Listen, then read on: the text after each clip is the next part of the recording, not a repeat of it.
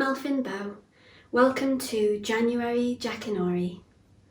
Make yourself cosy and comfortable and listen to the first of our 2 short stories today, The Magic Porridge Pot. There was a poor but good little girl who lived alone with her mother, and they no longer had anything to eat. So the child went into the forest, and there an aged woman met her who was aware of her sorrow and presented her with a little pot, which when she said, "Cook, little pot, cook," would cook good, sweet porridge. And when she said, "Stop, little pot," it ceased to cook. The girl took the pot home to her mother, and now they were freed from their poverty and hunger and ate sweet porridge as often as they chose. Once on a time when the girl had gone out, her mother said, "Cook, little pot, cook." And it did cook, and she ate till she was satisfied. And then she wanted the pot to stop cooking, but she did not know the word. So it went on cooking, and the porridge rose up and up over the edge, and still it cooked on until the kitchen and the whole house were full, and then the next house, and then the whole street, just as if it wanted to satisfy the hunger of the whole world. And there was the great distress, but no one knew how to stop it. At last, when only one single house remained, the child came home and just said, "Stop, little pot." And it stopped and gave up cooking, and whosoever wished to return to the town had to eat his way back.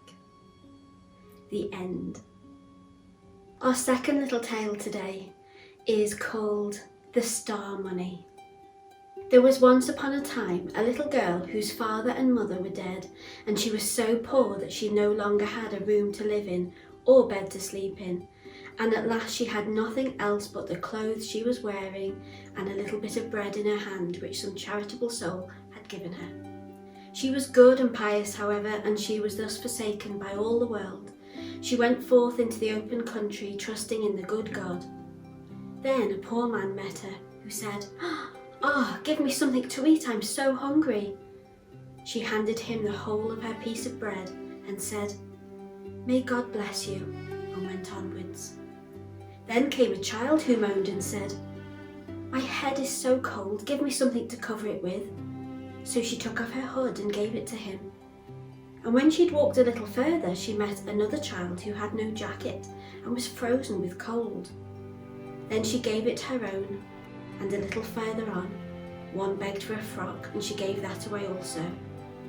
At length she got into the forest, and it had already become dark, and there came yet another child, and asked for a shirt, and the good little girl thought to herself, "It is a dark night, and no one sees you, you can very well give your shirt away," and took it off, and gave that away also.